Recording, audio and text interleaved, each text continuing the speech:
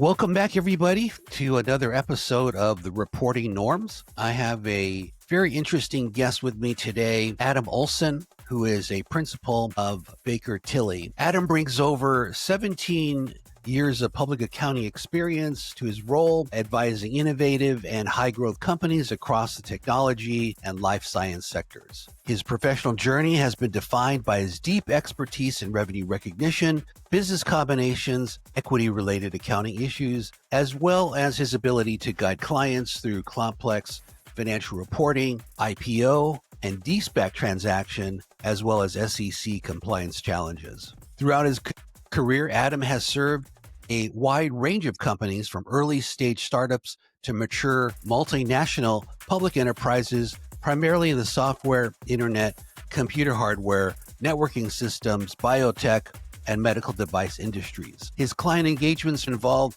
advising on initial and follow-on public offerings, merger and acquisition transactions, due diligence efforts, and the related technical accounting and reporting requirements under both US GAAP and IFRS. Adam also spent time on an international secondment with a large global firm in London, where he worked with multinational publicly traded companies. This global experience sharpened his skills in IFRS reporting and further strengthened his capacity to support companies with international footprints. With that introduction, Adam, welcome to the show. And how are you doing today? I'm well, thank you. Week will hopefully get off to a nice start with this year, and we'll see where it goes. Okay. I thought maybe you and I worked together several years back. You are now a principal at Bakertilly. Great career path. Congratulations on that, Adam. Well done. Let's just talk a little bit about some of your paths that led you to where you are today. And so when we start off with your educational background at Santa Clara University, your background or major was economics. That's not necessarily the traditional route to accounting. So maybe you could just briefly describe what drew you to economics and then to public accounting, and then how that foundation essentially became your influence into public accounting and audit approaches in general. Yeah, thank you, Norm. Yeah, and thank you again for having me today. It's a great question. I didn't have the cookie cutter public accounting path. Most people major in accounting, perhaps have an internship at a public accounting firm, maybe often a big four, roll right into that after graduation and off they go. My path was a little bit more winding. For me in school, accounting didn't come naturally. I think I was always more fascinated by economics on the whole. The theory aspect of it, it's ever evolving. It's sort of abstract. That sort of drew me to the topic in school, and I sort of disregarded accounting quite early. And so that was kind of how I ended up starting with the economics degree. And then after I graduated, I ended up at Symantec. As you know, you were part of my career, my journey early on. I didn't really know what I wanted to do, and the opportunity to work at Symantec presented itself. And it was a nice landing because it was a finance rotation program. So you had an opportunity to work in 6 months in treasury or 6 months in tax, and then SEC reporting and so on. So it seemed to fit well for someone who, like me, who wasn't really sure what they wanted to do. So I got to Symantec, and I had really good mentors around me, yourself and Kerry Kovac and the Chris Wongs of the world. And a couple things happened. One, I kind of had a knack for the accounting stuff. I was thrown into the fire. I was really kind of embarrassing learning debits and credits on the fly and making a lot of mistakes as I went. But I was doing some good things, and people were kind of acknowledging that as I went along. And then the second thing that happened is I sort of had this epiphany that while I had gone a different path to public accounting, I was starting at the end in a lot of ways rather than the beginning. I was working with a lot of ex-Big Four CPAs who had run the normal route. And I knew if I wanted to really get serious about this and do this as a career, I needed to go backwards. And, after some long nights and some, difficult conversations with people around me, and some, conversations with folks like yourself and Kerry, I kind of got to the decision like I needed to go back and get the education I needed to go down this path of public accounting and see where it took me. And obviously 17 years later, here I am. With regards to the second part of that question, for me in economics, it's still something that fascinates me. It's still something I'm passionate about.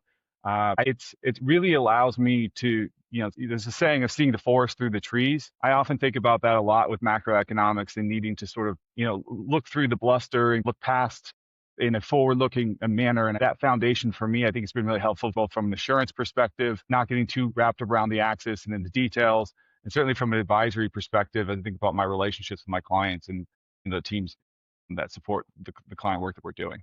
17 years later, and here you are.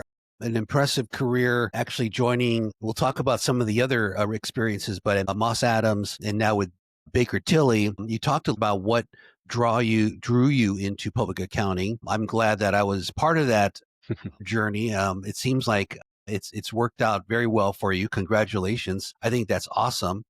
About the internship program when you were at Symantec, now Gen Digital, since the Symantec name is part of Broadcom now. But in terms of your experience there, you mentioned something clicked for you that said, hey, maybe this is something that I could be much more, I could be very good at, and also I have an interest in. So was there something in there? Because I think you helped with technical accounting and SEC reporting at the time. Yeah, it was really an early introduction to how the world of audit works, right? It's the constant iteration, the learning and failing and sort of learning some more in this constant iterative process of making mistakes and building this sort of toolkit. And the interactions I had at Symantec with the individuals had already run that race and had that journey, and the advice that they provided me and the coaching and the mentorship that I got there really not only lit the fire that I had for public accounting, but it really set me up for success. I went into public accounting having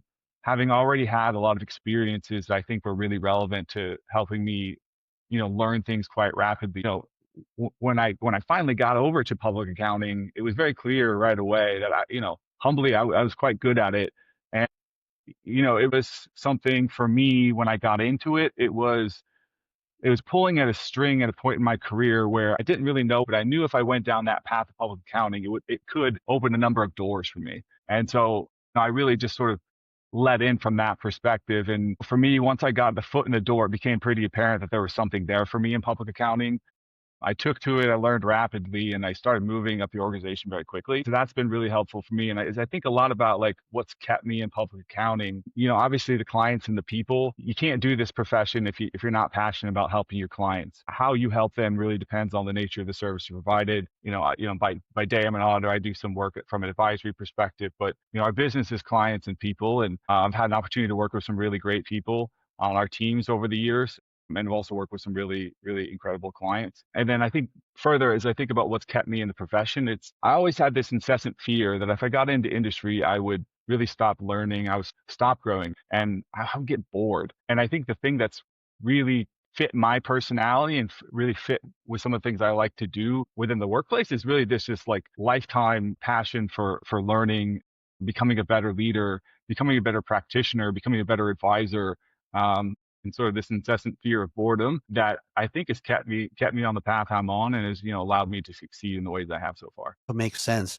And in terms of your earlier experience, being in industry as opposed to the typical career path, as you know, you're an accounting major, you join a firm, and then you stay with the firm for a while, and then you go into private industry. You, on the other hand, actually started off really without an accounting degree, and then you joined industry and learned some things about accounting and sort of the process around that. So having had the exposure to industry prior to jumping into public accounting wholeheartedly, did that inform for you any considerations, or has that made you a better auditor or a better advisor as a result of that early on experience in industry? That's a great question, and I get asked that quite a bit. I think the answer is yes, particularly in the early days. When I was working with you all at Symantec, I had the pleasure of having sit down with auditors and having them go through my work. I understood very early that I had my day job to do, and then I had when I was at Symantec, I had my day job to do, and I also had this other job of supporting the audit and other compliance related things. And so I think I remember very early on being slightly annoyed by the process. And also, particularly when I got to the point at Symantec, when I knew that I was making my way into public accounting, I started sort of actively trying to observe things that the auditors we were working with were doing, both taking notes for the good, but also for the bad. And I think about that a lot in my career. I advise a number of folks in a coaching variety, but that aspect of being very observant for the things that the people exude around you, that they do very well and you want to emulate going forward, that's so critical. But I always tell people, just be very focused on the attributes of individuals you work with that are perhaps not the way you would do it, or just perhaps not great for team morale and whatnot. And those can be as equally as valuable as those things that you observe that are good and you want to exude going forward. And I had an opportunity to kind of experience that firsthand at a very young age working at Symantec. And then I started in public accounting. I had already had this mindset of, you're not just there to dot I's and cross T's and get through auditing cash or accounts receivable or whatever it might be. You're really there to work collaboratively with your clients and be respectful of their time, and know that while you're doing is important, that value proposition of, particularly in the compliance world, may be a different value proposition relative to the clients you're working with and that sort of thing. And ultimately that kind of drives us to getting through an audit, ultimately being a really collaborative process and requiring both parties to be engaged, working together to get to the same outcomes, right? Audit requires independence. It also requires collaboration and communication. And those experiences I had early on at Symantec, where I could see maybe some things weren't being communicated or collaborated in ways that, sitting in the other side of the seat, I felt like maybe there were opportunities to improve. I kind of took that with me, and that sort of guides me in our teams when we work with teams thereafter. Interesting insight. I think auditing in general doesn't have necessarily a positive connotation, because you're kind of checking under the covers, checking other people's work, et cetera. And so in order for the process to be collaborative, certainly I think soft skills and the ability to communicate effectively is very important. You definitely mastered that of that previous experience. So let's fast forward now. In 2025, major transaction that you were involved in. A couple questions here where Moss Adams was recently merged with Bakertilly. You could talk a little bit about that.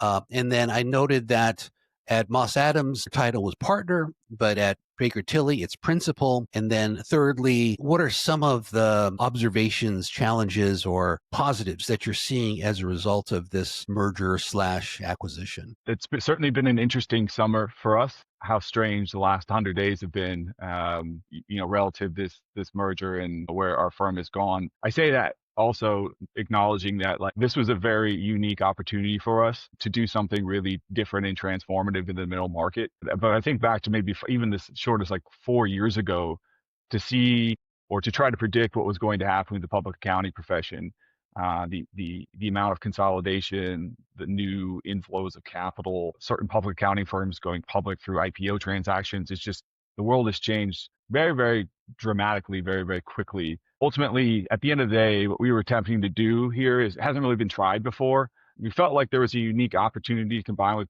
Bakertilly to do something, completely different with the middle market. The resources and the geographical reach of our firm, our combined firm, should really allow us to deliver greater value in client services while creating opportunities for our people moving forward. And that's sort of the baseline of where this all starts for us. With regards to principals versus partners, as part of the transaction, I think, as you might know, we took on some private equity capital. We had to move to an alternative practice structure, which is sort of a new way of separating an audit practice from the rest of the advisory practice. And you've seen that now pop up in the last 3 or 4 years. Because of that, we've had to transition from a partner title to a principal title, which is two different words that start with P on a piece of paper. Roles, responsibilities, the way we interact with our clients, that hasn't changed. So that kind of provides a little context maybe on the principal versus partner. Still call myself partner in some settings and principal in others, so I'm still getting used to it. I have figured out the Bakertilly name for the most part relative to Moss Adams, but I do certainly slip up on that one from time to time. But look, ultimately, mergers at scale are difficult. Mergers at scale in a highly regulated environment are even more challenging. So we've put together a talented leadership team on our side that's blended from both firms, and we've set on the course to move forward with the best parts of both firms. And it's 100 days in, the merger's gone about as well as it could have, but it's certainly going to take some time for us to really achieve what we're trying to achieve here on a combined basis. But we're really excited for what the future holds for us here at Bakertilly. Thanks for that clarification. They're synonymous, but because of the PE funds coming into the firm, I was thinking that was probably a factor. But in terms of PE firms investing in and helping firms grow like Bakertilly, can you talk briefly about how how does the PE firm get involved? What is in it for, what is in it for them? And maybe why is this trend kind of happening today versus 5 years ago? For a very long time, the profession has really stayed with the traditional practice structures. And I think what you found is that if it wasn't broke, don't fix it. And I think about 5 years ago with COVID, sort of the capital markets transition, I think we had all these de-SPACs kind of going and IPOs happening. And then you had this great accounting shortage, which things were changing in the world of economics and sort of our cost structure. And I think that combined with the amount of capital that was sitting around on the sidelines, you started having people look at not just accounting firms, but like traditionally boring professions, plumbers and some other things, and looking at these as highly cash flow positive. It could have very good margins. They're growing. In some ways, they are also economically resilient from a compliance factor. I mean, tax returns are always going to have to get filed. And so there's some other factors that come into play there. You had some private equity firms move in with smaller transactions earlier on. There was some success with that. I guess in some ways, maybe there's a bit of copycat element to this, particularly as you've seen larger private equity shops move into the space. And so I think all that built momentum that ultimately led up to our merger earlier this year. What's even more fascinating, as I mentioned earlier, we've had one public accounting firm go public here in the States. We've had one firm in the United Kingdom go public as well. I think private companies, private equity backed organizations are one thing, but just thinking about the future and potentially having public accounting firms being listed and going through public company transactions, to me, that's sort of the most fascinating aspect of the whole thing. That is a possibility for us in the future. We've got a lot to achieve between now and that potential transaction, but I think the music hasn't stopped yet with regards to consolidation in private equity. At some point, there's only so many targets out there, and there's only so much scale that can be introduced. So here in the United States, it's still moving. But what's also interesting is you're also seeing private equity capital starting to move into Europe, into Southeast Asia. Some of those deals have been announced. There's other deals, I think, over the next 6 to 9 months. Those are going to continue to move forward. You've seen a lot of roll-ups within Ireland and the United Kingdom. So private equities buying 12, 20, 25 small firms and rolling them up into a top 25 firm in Ireland and in the United Kingdom. And so these transactions are coming in all shapes and sizes as well. So it's certainly an interesting time to be in our profession. Now, you mentioned the UK a moment ago, and earlier in your career, you had worked with a firm or for a firm that was based out of the UK. I guess when you think about your secondment experience in the UK, can you describe differences in client service, in the UK versus the US, if any? Maybe it's very similar. Maybe there are some distinctions. You saw a little smirk on my face. That's because this is a topic that's near and dear to my heart. Okay. Even before I moved to the United Kingdom, I was working with a lot of cross-border organizations. We were executing numerous multinational audits at scale. As part of that, I'd gotten a sense that maybe audit quality was a little bit different outside the United States. And then inherently, I think I knew that our regulatory climate here, particularly in the public accounting and assurance space, is, I might say, best in class. One might say overburdensome, but nonetheless, it certainly increases the audit quality here in the States. And like, as you said, though, I ultimately did have the pleasure of working for 2 different firms in 2 different countries. Both firms were passionate about client service and the client experience. I think that was very clear early on. However, what I learned very quickly was, again, what I thought I already knew, and that the regulatory environment was very different in the UK than it was in the US. I was there in 2017, which is an interesting time to have been there. At that time, there were a number of listed companies who were experiencing going concern challenges, and some of those sort of rapidly went out of business. And there was a lot of talk of kind of where were the auditors, why weren't some of these risks profiled, and who was really to blame for the series of events. And it was interesting to have been there during that time because there was a lot of robust conversation about what was going to happen next. And after I left, the regulatory pendulum certainly changed in the UK. I think the regulatory bar has been raised. The FRC has been more stringent with their the regulatory oversight of the audit firms that are in the United Kingdom. The conversations I've had with a number of the colleagues that work in the United Kingdom have supported that, but also that sort of matriculated its way down to the audit quality and some of the work that they're putting forth. I think if juxtapose that against the US, say what you want about the PCOB and some other firms, but that organization and the environment in the last 20 years combined with the accounting education, the audit training, like I said, the broader regulatory climate has really promoted a balance of between audit firms and regulators and really led to really high quality audits in the US for, certainly my career, but going back some time further than that. Most of the rest of the world just doesn't regulate the profession like we do. And you could really see the large differences in quality between the US and just about every other country in the UK. Interesting perspective, because I don't think there is an equivalent of the PCOB in sort of the EU, if you will. There's not. I mean, there are regulatory bodies, firms get inspected, but the rigor of those inspections is certainly not the same as the PCOB. I think that is a uniquely special process. It's a uniquely American process, I think. Right. Going back to sort of your comment earlier about, I prefer the word partner. So as an audit partner and an advisory partner, you've actually had some endorsements on your skills around auditing as well as financial analysis, and working with your clients who are CFOs, CAOs, controllers.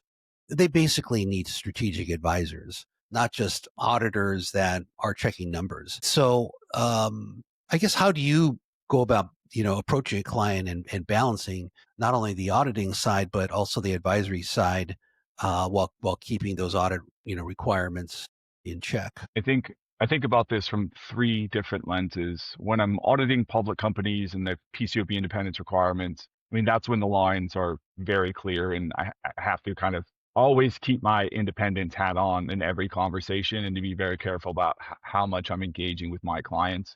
The regulatory burden there is much higher, and I have to remind myself constantly, particularly for someone like myself who oscillates between working with private companies and working with public companies. So it's like you're in the public company environment. So I'm going to set that one aside for now.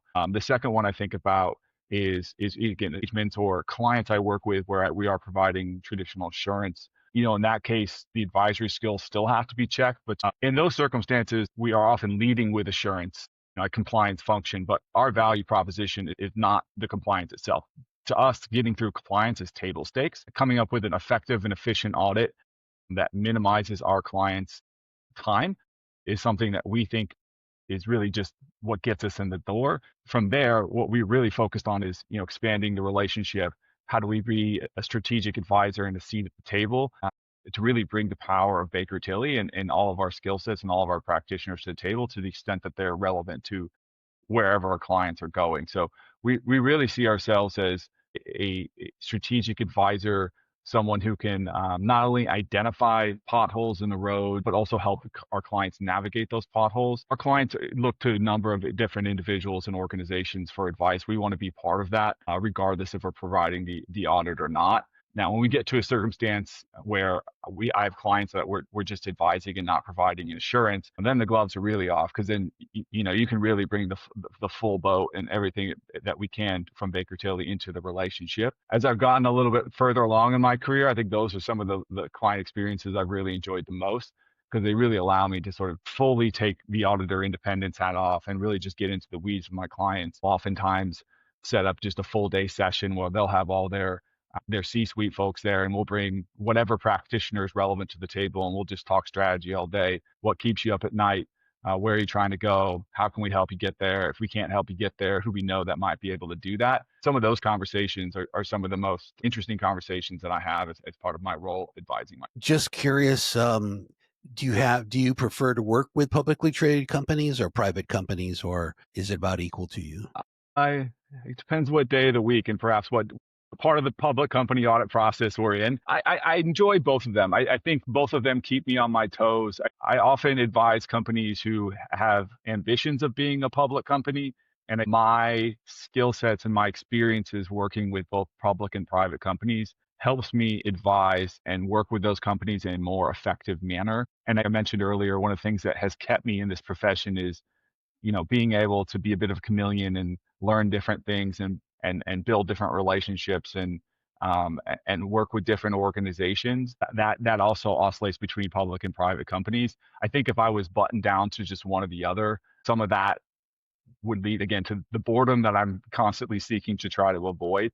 So to answer your question succinctly, I don't prefer one or the other. I think working with both really makes me a stronger advisor to both. In the intro, I talked about your experiences in M&A and IPOs and D-SPACs and complex transactions. When you think about those types of transactions, what are some of the top of mind points that you convey to your clients and what you think about when you're executing some of these very complicated transactions? I think it's a timely question. I think you've probably heard a lot of chatter about sort of what's going on right now with the capital markets and what's to come. Like we can certainly see it Yeah. in our practice. We're getting more phone calls recently about companies who have aspirations of trying to execute a transaction in the next 6 to 9 months. So it's certainly top of mind and a topical question.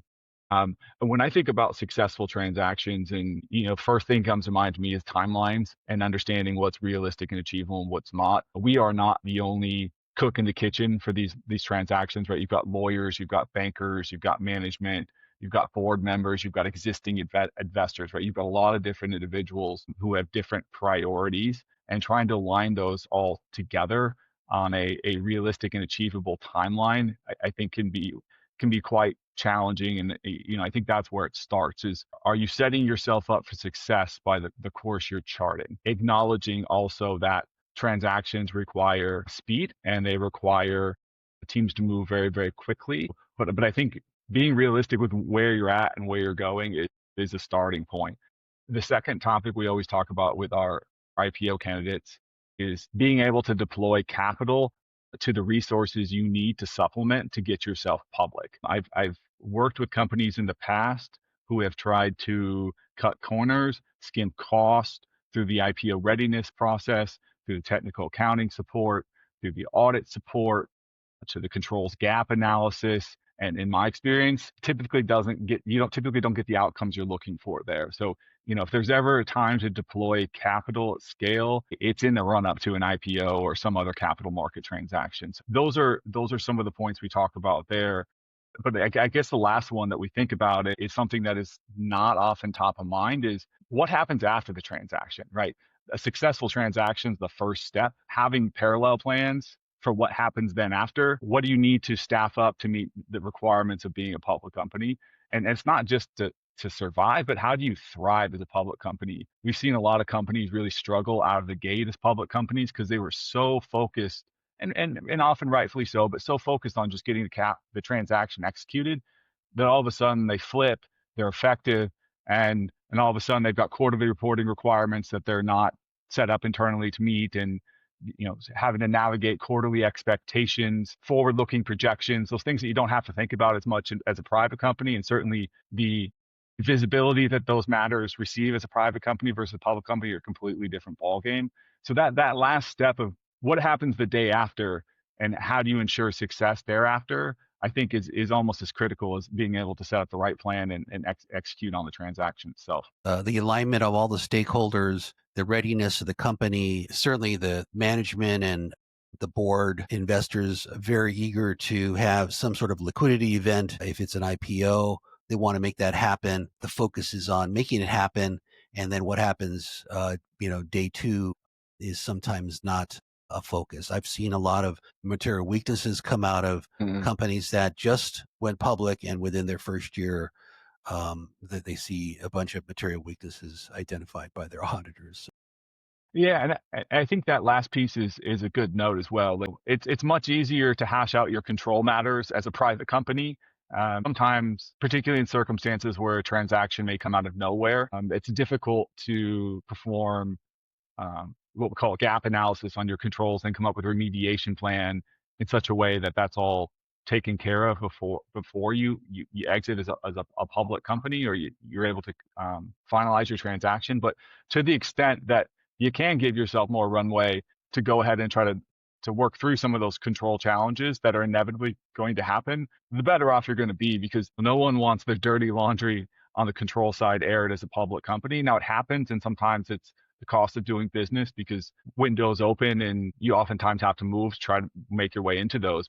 I've always encouraged companies that we've not only have advised but also audited to, if and when they have an opportunity to sort of work through some of those control matters as a private company prior to flipping public, they're going to be off to a much better start when it comes to the SOX portion of being a public company. As an audit partner, observed any clients, either your clients or other clients of your partners, where you have a general sense of their control environment and perhaps their industry that they're in and kind of what management is trying to do, that you sense that maybe an internal control weakness might be on the horizon because of what isn't going on from a focus standpoint on controls. When the year-end audit comes around, a material weakness is in fact issued because of something that was missed. Have you ever experienced a situation like that where you kind of saw it coming and then in fact the company wasn't able to sort of remediate what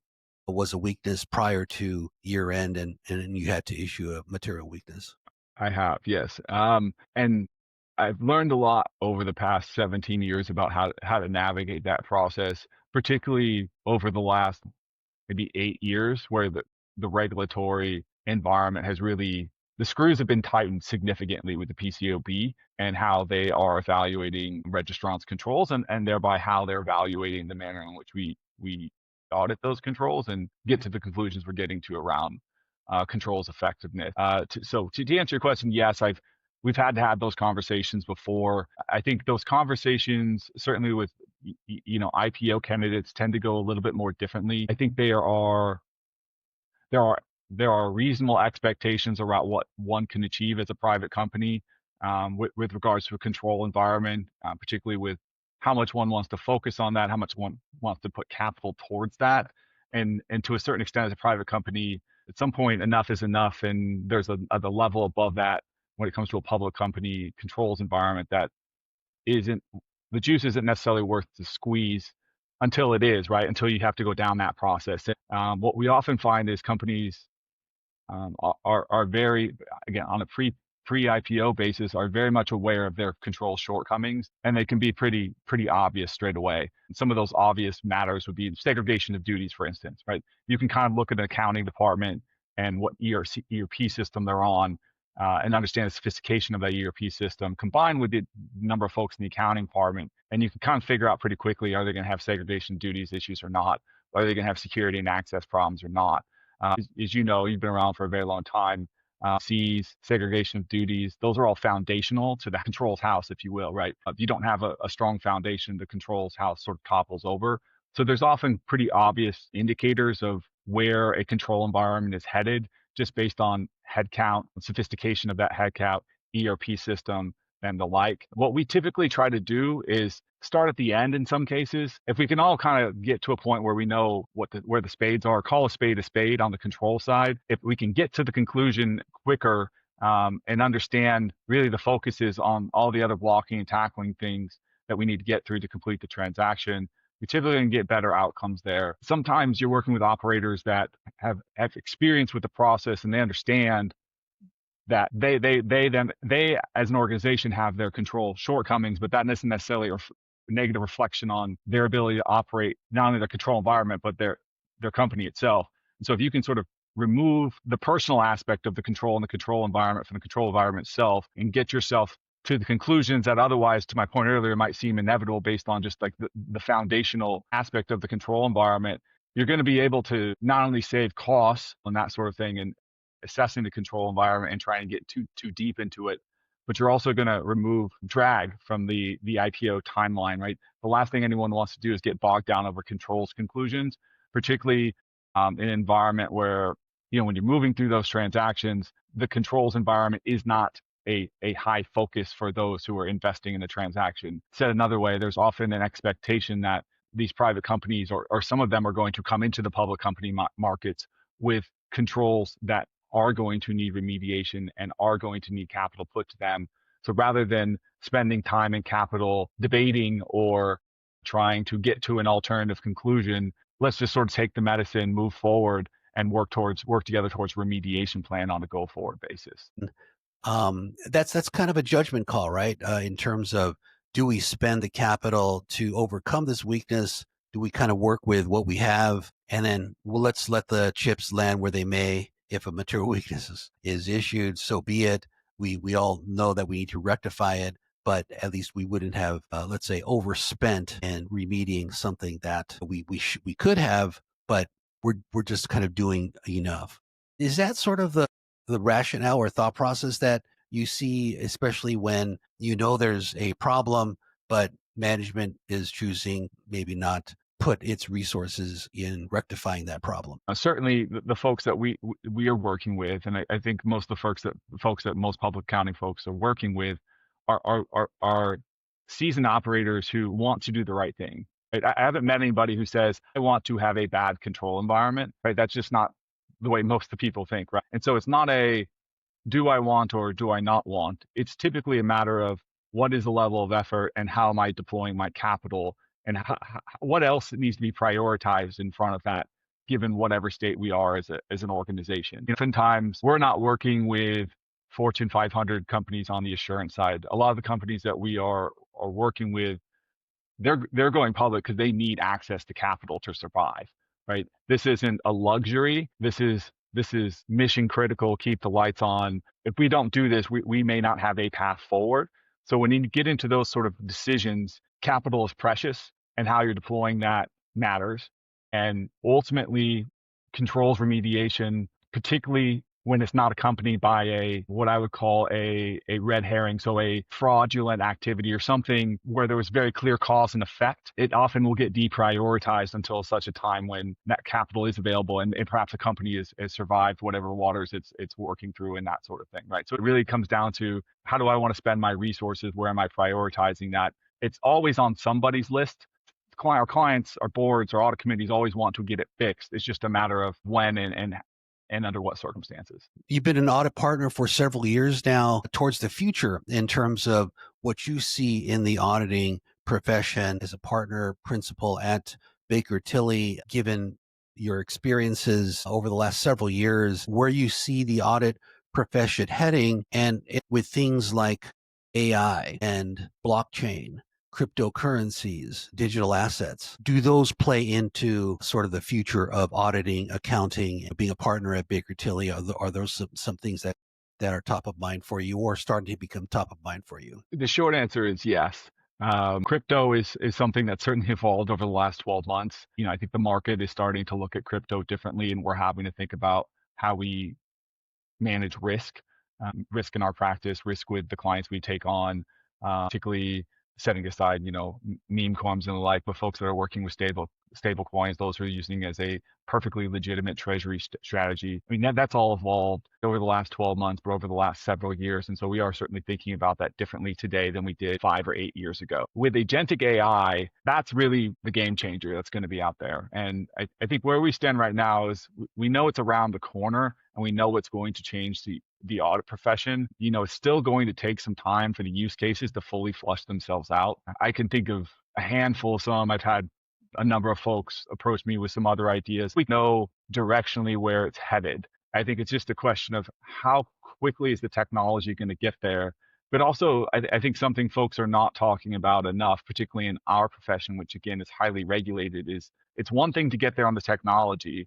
It's another thing for the regulatory climate to catch up and to start rewriting auditing standards to take into account some of the changes that in the evolution that are happening with agentic AI and other, large LLM models and the like, right? So there's definitely a world in the next several years where large amounts of some of what would traditionally have been junior staff time are going to get replaced or displaced by agents. There's going to need to be a human in the loop element related to those agents being deployed by higher level or more senior member engagement teams. But it's not hard to envision a future where we're deploying agents as part of our audit procedures, interacting with perhaps even other agents of our clients within their ERP in accounting systems. But ultimately, we're thinking about our next breed of junior team members, and they're going to need to learn how to engage with agents. They're going to need how to manage engagement agents. They're going to need to know all that to be relevant. And I think about that often myself as well. I would be a bit of a hypocrite here talking about not getting bored and lifetime learning if I wasn't willing to sort of dive in, engage in the conversation as well around AI and how it's going to change our profession. It's coming and it's going to have a profound impact. I was looking at the IPO recently of Circle, and Deloitte were the auditors and talked about special audit procedures that they had done to ensure that the blockchain itself that the USDCs were sitting on were properly audited, which included programming reviews and things that I certainly did not learn in my generally accepted auditing standards class Yeah. a few years ago. Yeah, and that's also been interesting too. And I think, I'm a little bit younger than you, Norm. I'm doing the audit game a little bit later on here. But, I have had in the last 10 years to really know enough about ITGCs and ITACs and those type of things to be really dangerous. I'm not an expert, but I know a lot. We've got trained folks on our teams, benches of experts who support our teams. But there was a moment probably about 10 years ago where I was really hesitant. I was like, oh, it's complicated, it's a little abstract, kind of doing fine over here. Why do I really need to lean into that? And I had some experiences that taught me very quickly that was going to be absolutely critical to continue to be a high functioning advisor, a high functioning audit practitioner. And so I sort of bit the bullet and moved my way down that path. And you said, well, I'm not an expert. I know enough to be pretty dangerous there. I think about this as like the next evolution of that. Blockchain, agentic AI, the train has left the station and change is coming. And if you're not willing to embrace it, you're going to get left behind. And the way we're thinking about organizations, you absolutely have to lean into it. You have to jump in. You're going to make some mistakes along the way. You might find yourself in some conversations where, as you're learning about it, you're still trying to just navigate the waters, but asking those questions, being humble about it, and continue to grow, I think is going to be absolutely critical. We're getting close to the end of our time, Adam, but before I ask you my last question, I just wanted to remind our listeners that if you find this content useful, interesting, that Adam has shared with us, please feel free to subscribe to our YouTube channel and give a thumbs up. So my last question, Adam, and this kind of relates to your desire and sort of within your DNA to continuously learn, not get bored. To me, that's an attribute of someone who probably is able to determine and see some of those attributes in the younger staff who you may interview or look to join your firm. Tell me about what you look for and what kind of advice you would provide to accountants or finance professionals who are interested in joining a firm, and sort of what advice would you give them to think about at this point in their career if they were kind of early and starting off? Mentor a number of individuals here at Bakertilly, and so this is something that's near and dear to my heart. I start with the qualities that for success and what worked for me as the starting point for that conversation. So it's sort of curiosity, willingness to ask the why and understand the why. A lot of what one can do in auditing is it can feel very black and white. It can be methodical. After a while, it can feel like riding a bike, and you can kind of do it without really diving into and understanding the why. But the ones who I've found are more successful and get to that success more quickly are asking the why questions to really understand. So that presents a baseline of understanding that really allows you to then explain it to the next person, right? Because this profession is learning by doing and then teaching by explaining. And if you can't understand the why, you're going to have a hard time, teaching the next generation. So I found that was very, very critical for me and something that is important for our junior team members. I think about being relentlessly driven as really important in this profession. I moved up the ranks here pretty quickly. I always had it in my head as if I could work maybe 5% more than the next person next to me, the way this profession works where skills are sort of building blocks on top of each other, right? You can't get to here without building to here. So if I can more quickly move my way up and create those building blocks more quickly by maybe working 5% more, that's going to have a compounding effect over time. And my relentless drive was really critical to that. And I think something that we try to look for in our folks. And then I think just stick-to-itiveness. Auditing can be tough. Client service can be really difficult sometimes. You're going to make a lot of mistakes. Not everyone's accustomed to making mistakes, right? We're bringing in some of the best and brightest out of schools, top education universities here in the United States. And a lot of folks we work with haven't had a lot of failures in their career. And this job can sometimes feel like a series of making mistakes and failures. And so it does require stick-to-it. It requires short memory and those types of things. Because ultimately, making mistakes in this profession is expected, and those who succeed are typically the ones who don't make the same mistakes multiple times. I think more specifically to your question, I think starting really by leaning into those characteristics is what I advise folks. And I think just getting back to what we talked about with AI, I think being willing to embrace change and acknowledge change is absolutely going to be necessary. I think coming out of university right now, coming to this profession at this time, it's a really unique position to find yourself in. It's certainly a different landscape than what I found myself in 17 years ago. I think we've determined that a lot of the folks coming out of school are much more AI forward and have skill sets built in that are going to be really critical for them moving forward. Those individuals are going to need to continue to lean into those skill sets because that's what's going to differentiate them from folks like myself and even folks who are a little bit more junior in their careers, but certainly more senior than those individuals coming out of school. There is one thing I thought about a lot lately, though, particularly if you fast forward and think about a world where even in the audit profession, we're deploying agents at scale, having those soft skills, the communication skills, the ability to kind of look someone in the eye and have a conversation, we've observed those in pockets sort of eroding with some of the younger generation. And I know I probably sound like the old guy telling people to get off my lawn sort of thing.